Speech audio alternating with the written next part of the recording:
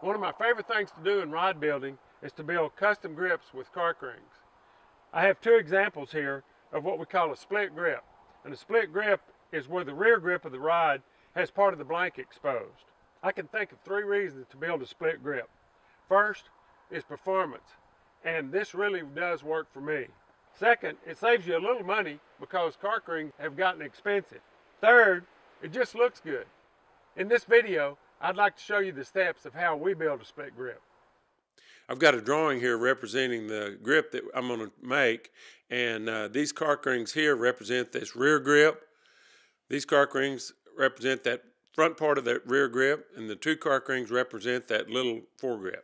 Now it's time to remount these cork rings for this grip. You know, I do this same blank a lot, so I have a reamer that matches the exact taper of that blank, and I know where to push those cork rings up on that reamer. So I slide them on there. I always like to do several cork rings together at one time. That keeps them straighter. And I'll slide on that little foregrip, and you know, I'll leave that reamer running while I take those cork rings off, and I'll stand them up with the taper down. Try not to knock them over and get them out of line.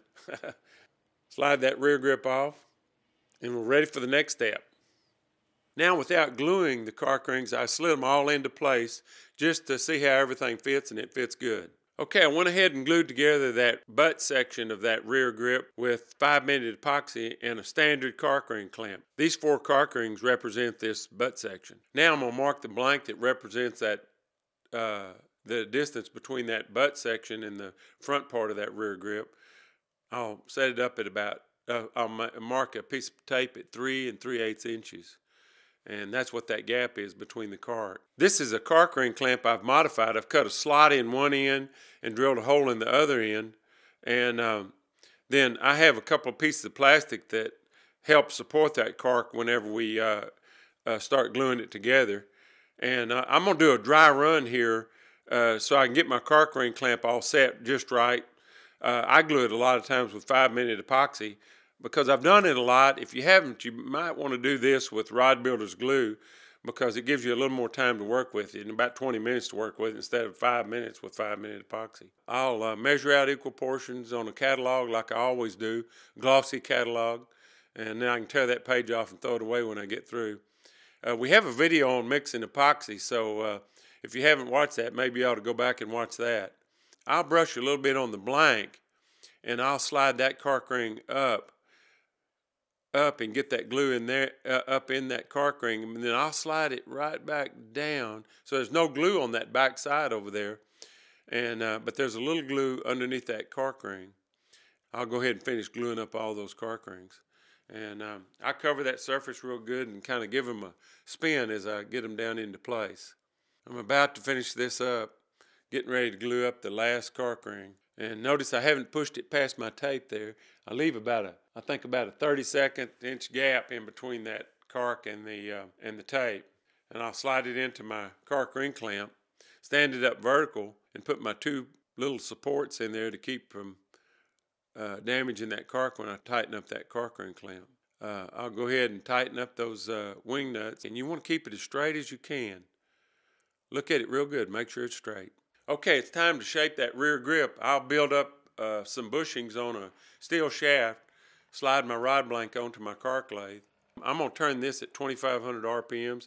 I've got 2 roller supports to support my blank. I've got tape on my blank to protect it from the sandpaper and the roller supports.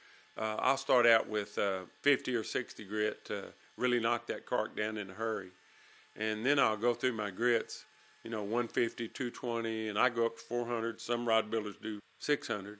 I'm cutting down for the butt cap right now. I've done it a lot of times, so I can just eyeball it and get it right. I've got some pretty stiff sandpaper, about 50 grit, that I'll cut down for a butt cap that's 3/4 of an inch on the inside diameter and 3/4 of an inch deep. Clean that up a little bit more. Notice I'm finishing up with a little 400. Some rod builders use 600. Notice on these casting reel seats, there's a little indentation in there on the reel seat, so I'll measure with my calipers, and I'll cut that cork down so that that reel seat will slide up onto the cork. That gives it a lot of support. And I'll measure it with my calipers and kind of do a little bit of touch up there with my sandpaper. Finish it up with a little 400. Okay, I slide that reel seat on. It looks good, fits good, lines up good. Slide that grip off. Slide my butt cap on. Looks good. All right, now I'm ready to glue on the reel seat and the foregrip. Okay, I adjust my cork ring clamp so that I'll be ready to go when I glue up that reel seat and foregrip. Notice I put a little thin coat, not very heavy, real thin, but that really does work good to accept that reel seat. And I put a little glue on there. That's rod builder's glue. I don't use 5-minute epoxy. I want to have enough time to glue that reel seat and foregrip and then get it all cleaned up real good. Slide that reel seat into place. Now I've got a mark on my rod a little further down the blank that tells me where the spine is. So I'm going to line that trigger up with the position it should be. Get it lined up real good in relation to the spine. And go ahead and put a little epoxy on there to glue up that foregrip. I cover that surface pretty good with the brush. Slide that cork ring down and give it a twist.